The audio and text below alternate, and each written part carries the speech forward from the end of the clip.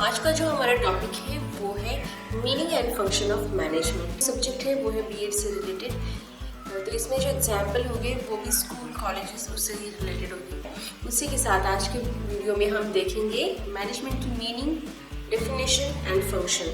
First जो है point वो है मैनेजमेंट का मीनिंग, जो कि है द कंट्रोल और ऑर्गेनाइजेशन समथिंग, यानी कि हमें किसी चीज़ को कंट्रोल करना है या तो उसे वेल ऑर्गेनाइज करना है ताकि जो हमारा मैनेजमेंट है, जिस भी चीज़ का हम मैनेज कर रहे हैं वो अच्छे से हो जाए। उदाहरण के तौर पर एक क्लासरूम में बहुत सारे स्टूडेंट होते हैं। उन स्टूडेंट को अगर हमें एक साथ मैनेज करना है या फिर उनका क्लासरूम का मैनेजमेंट अच्छे से करना है तो उस टाइम पे हम क्या करेंगे, एक तो स्टूडेंट को कंट्रोल कर सकते हो आप, अदरवाइज आप स्टूडेंट को अच्छे तरीके से ऑर्गेनाइज कर सकते हो, यानी उनका आयोजन है वो अच्छी तरीके से कर सकते हैं। यानी उनको बिजी रखना है हमें, या तो उनको अलग अलग कार्य देने हैं जिनमें वो बिजी हो जाए। और डेफिनेशन में अगर हम देखते हैं, कोई भी company, university, institute, college, school, इनकी जो ध्येय या उद्देश्य है उन्हें साध्य करने के लिए निरंतर चलने वाली प्रक्रिया या कृतिशीलता,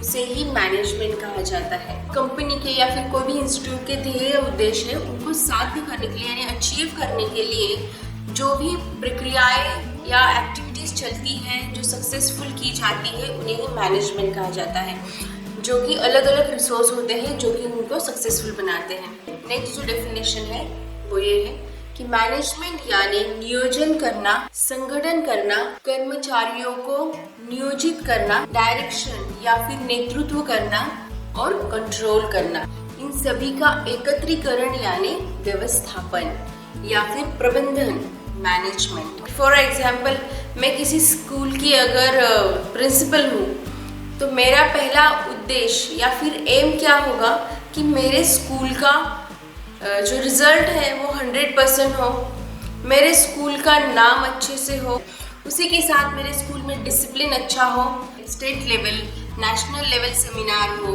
उसी के साथ स्कूल की हर साल ग्रोथ होती रहे, एडमिशन बढ़ते रहे। एज अ प्रिंसिपल मेरे एम है। तो इन सभी को अगर पूरा करना है तो पहले तो मैं नियोजन करूँगी, प्लानिंग करूँगी कि मुझे किस तरीके से करना है। उसके बाद उनसे रिलेटेड सभी चीज़ों का संगठन करूँगी, यानी उनको अच्छे से ऑर्गेनाइज करूँगी। उसके बाद जो भी मुझे उससे रिलेटेड स्टाफिंग लगेगा यानी कर्मचारी लगेंगे, उनका मैं आयोजन करूँगी, उनको उनके लिए अच्छे अच्छे क्राइटेरिया रखूँगी ताकि मुझे क्वालिटी स्टाफिंग मिले। उसी के साथ नेक्स्ट जो है तो मैं उन सबको डायरेक्शन दूँगी कि कैसे करना है, क्या करना है, कौन से समय पर कौन सी चीज़ होनी चाहिए। और फिर जो आएगा कंट्रोल, उसी के साथ मेरा उन सब पे कंट्रोल भी होगा ताकि जब भी कोई प्रॉब्लम आ जाए तब उस समय वो चीज़ मेरे कंट्रोल में हो और मैं उसको अच्छे से कंट्रोल कर सकूं। तो ये सभी क्या है, एक मैनेजर की क्वालिटीज़ जो होती है वो जो चेयरपर्सन है उसके पास वो होनी चाहिए। तो ये मैनेजमेंट की बहुत ही ईजी ऐसी डेफिनेशन है जिसको मुझे लगता है कि आपको ईजिली समझ में भी आई होगी। नेक्स्ट पॉइंट है वो है फंक्शन ऑफ मैनेजमेंट। और फंक्शन ऑफ मैनेजमेंट में 5 पॉइंट सबसे ज़्यादा ज़रूरी है। फर्स्ट जो है वो है प्लानिंग यानी नियोजन करना, दूसरा है ऑर्गेनाइजिंग यानी कि संगठन करना, तीसरा है स्टाफिंग यानी कर्मचारियों को साथ लेना, चौथा जो है वो है डायरेक्टिंग या लीडिंग, नेतृत्व करना, और पांचवा जो है वो कंट्रोलिंग यानी नियंत्रण करना। फर्स्ट स्टेप है प्लानिंग यानी नियोजन करना। तो मैनेजमेंट की प्लानिंग ये सबसे महत्वपूर्ण स्टेज है। अगर मुझे मेरे स्कूल का रिजल्ट अगर 100% लाना है, ये मेरा गोल है, तो उस गोल की तरफ जाने के लिए कौन कौन सी एक्टिविटी मुझे लेनी चाहिए, कौन से मंथ में, कौन से वीक में मुझे क्या क्या एक्टिविटीज़ लेनी चाहिए, किस तरीके से सिलेबस कंप्लीट होना चाहिए, उसका रिवीजन कब होना चाहिए। जो भी एक्स्ट्रा ऑर्डिनरी स्टूडेंट है या एवरेज स्टूडेंट है, पुअर स्टूडेंट है, बिलो एवरेज स्टूडेंट है, तो उनके लिए क्या करना चाहिए, कौन सी एक्टिविटी रखनी चाहिए ताकि वो भी अपनी ग्रोथ कर सके। उसी के साथ स्टूडेंट में किस तरीके से कॉन्फिडेंस बढ़ाना चाहिए, उनके लिए क्या क्या एक्टिविटीज़, किस तरीके से सेमिनार होने चाहिए। उसी के साथ ही वो सेमिनार हम कौन से मंथ में, कौन से वीक में अरेंज कर सकते हैं और किन्हें किन्हें हम बुला सकते हैं, ये सभी हमको पहले से ही तय करना पड़ता है। तो इसे ही प्लानिंग कहा जाता है। उसी के साथ टीचर को भी हमें टाइम टू टाइम गाइडेंस देना पड़ता है।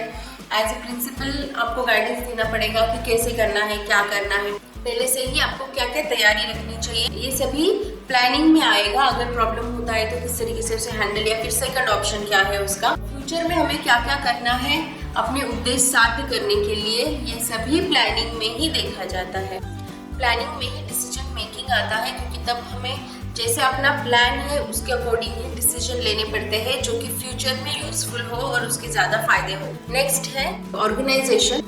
ऑर्गेनाइजेशन में coordination, relationship, authorities, activities, structure, department, position, ये सभी चीज़ें ऑर्गेनाइजेशन में आती है। ऑर्गेनाइजेशन जो है वो रिलेशनशिप अच्छा करने के लिए कार्य करता है। ऑर्गेनाइजेशन में अलग अलग रिसोर्सेस आते हैं, human resources and other resources. Human resources में जो स्टाफ हम लेते हैं वो सभी आते हैं, और अदर रिसोर्सेस में स्कूल से रिलेटेड या फिर जो भी बिजनेस है, कंपनी है, उससे रिलेटेड जो भी सामान लगेगा या फिर जो भी मशीन लगेगी उनका मेंटेनेंस उसमें आएगा। स्कूल है तो उसके लिए अलग अलग लैब्स लगेगी, जैसे कि कंप्यूटर लैब है, साइंस लैब है, लाइब्रेरी है, एक्सपेरिमेंटल लैब, साइकोलॉजिकल लैब है, मेथड्स लैब्स है। तो ये सभी लैब्स को क्रिएट करना है तो वो ऑर्गेनाइजेशन में आएगा। उसी के साथ बेंचेस है बच्चों के लिए बैठने के लिए, OHP है, प्रोजेक्टर है, LCD है, तो ये सभी चीज़ें अदर रिसोर्सेस में आएगी। तो ये लैब है, स्टडी मटेरियल लगेंगे, टीचर के लिए अलग से स्टडी मटेरियल होंगे, स्टूडेंट के लिए अलग से स्टडी मटेरियल होंगे। उसी के साथ ब्लैक बोर्ड, क्लासरूम का मेंटेनेंस, स्पोर्ट्स रूम है, स्पोर्ट्स के इक्विपमेंट है अलग अलग। तो ये सभी अदर रिसोर्सेज में आएंगे, जिसको मैनेज करते हैं ऑर्गेनाइजेशन इस पॉइंट में। ह्यूमन रिसोर्स और अदर रिसोर्स है वो सभी उसमें आएंगे। ह्यूमन रिसोर्स में स्टाफ आएगा, नॉन टीचिंग स्टाफ आएगा, स्टूडेंट आएंगे, पेरेंट्स आएंगे। अगला जो है जो कि बहुत ज़रूरी है, स्टाफिंग। कोई भी इंस्टीट्यूट हो, कॉलेज हो, स्कूल हो, कोई भी कंपनी हो, बिजनेस हो, उसमें स्टाफिंग, राइट स्टाफिंग बहुत ज़रूरी होती है। जो भी रिक्वायर क्वालिफिकेशन है उस पोस्ट के लिए, उस पोजीशन के लिए, उसी पोजीशन का, उसी क्वालिटी का वहाँ पे कोई इंसान हायर करना एक बहुत बड़ी रिस्पॉन्सिबिलिटी होती है, जो कि यहाँ पे मैनेजमेंट से की जाती है। जो भी पोजीशन पर कोई भी व्यक्ति को अगर हम हायर कर रहे हैं उस टाइम पे हमें एक क्राइटेरिया वहाँ पे तैयार करना होता है। अगर कोई टीचर चाहिए सब्जेक्ट के लिए तो उसका क्वालिफिकेशन ये होना चाहिए, उसी सब्जेक्ट में उसने मास्टरी करनी चाहिए। अदर उसका क्या क्या क्वालिफिकेशन है उसको भी हमें देखना चाहिए। तो उसके लिए क्राइटेरिया हमको पहले से ही करनी चाहिए। सही स्थान के लिए जब तक वो सही इंसान नहीं मिल जाता तब तक वो कार्य पूरा नहीं हो सकता। स्टाफिंग में ही ट्रेनिंग, डेवलपिंग, मोटिवेशन, ये सभी पॉइंट्स आते हैं, क्योंकि जब भी स्टाफ को सिलेक्ट किया जाता है कंपनी से रिलेटेड या स्कूल से रिलेटेड जो भी है वो ट्रेनिंग दी जाती है। स्कूल में अगर देते हैं तो टीचर पहले से ही ट्रेन हुए होते हैं, उनका क्राइटेरिया ही वही होता है कि उनका D.Ed, B.Ed या फिर उनका ट्रेनिंग, कुछ टीचर ट्रेनिंग, कुछ कोर्स होना चाहिए, तो वो सभी होते हैं। लेकिन कंपनी में अगर होते हैं तो एम्प्लॉय को ट्रेनिंग दी जाती है, उनका डेवलपमेंट प्रोग्राम लिया जाता है ताकि वो कंपनी के लिए तैयार हो सके। उसी के साथ ही जो ह्यूमन रिसोर्सेस हैं उनको भी खुश रखना पड़ता है, उनको अच्छी सी सैलरी देकर उनके काम के लिए उनको मोटिवेशन देना चाहिए, इंसेंटिव देने चाहिए, ताकि वो अपने काम में अच्छा प्रदर्शन करते रहें। तो ये सभी क्या आएगा, स्टाफिंग में आएगा। फोर्थ जो स्टेप है वो है लीडिंग या डायरेक्टिंग करना। तो कोई भी कार्य करने के लिए नेतृत्व की यानी लीडर की बहुत ज़्यादा ज़रूरत होती है। पहले ही जो शुरुआत में हमने प्लानिंग की है, एनुअल प्लान बनाया है, उसमें एक्टिविटीज़ की है, उसी के साथ साथ जो भी ह्यूमन रिसोर्स लगने वाले हैं, अदर रिसोर्स लगने वाले हैं, उनकी अरेंजमेंट हमने कर ली है, स्टाफ हमने सिलेक्ट कर रखा है।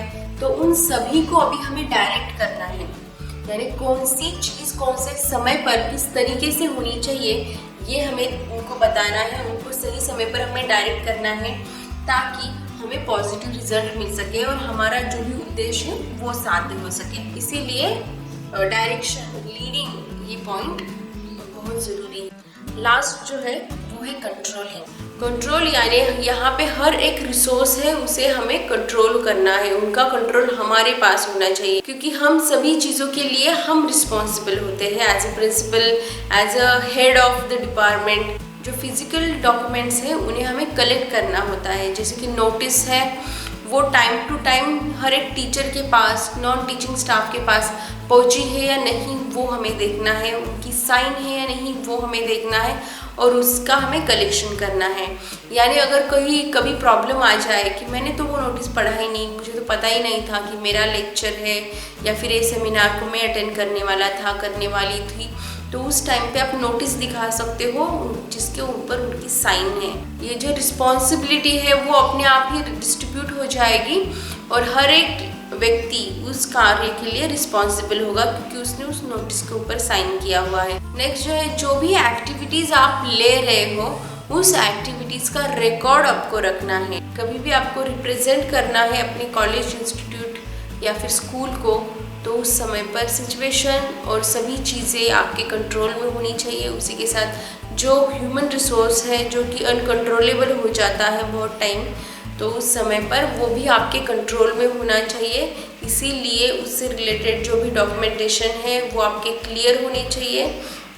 ये सभी कंट्रोल रिसोर्स में आता है। तो ये आज के वीडियो में जो मीनिंग बताई गई है, डेफिनेशन जो क्लियर हुई है, और उसी के साथ ये जो फंक्शंस है कि आई होप ये आपको अच्छे से समझ में आए होंगे। अगर कुछ भी डाउट हो तो प्लीज़ कमेंट बॉक्स में कमेंट्स कीजिए। And I hope you like the video and thank you very much for watching my video, and bye bye.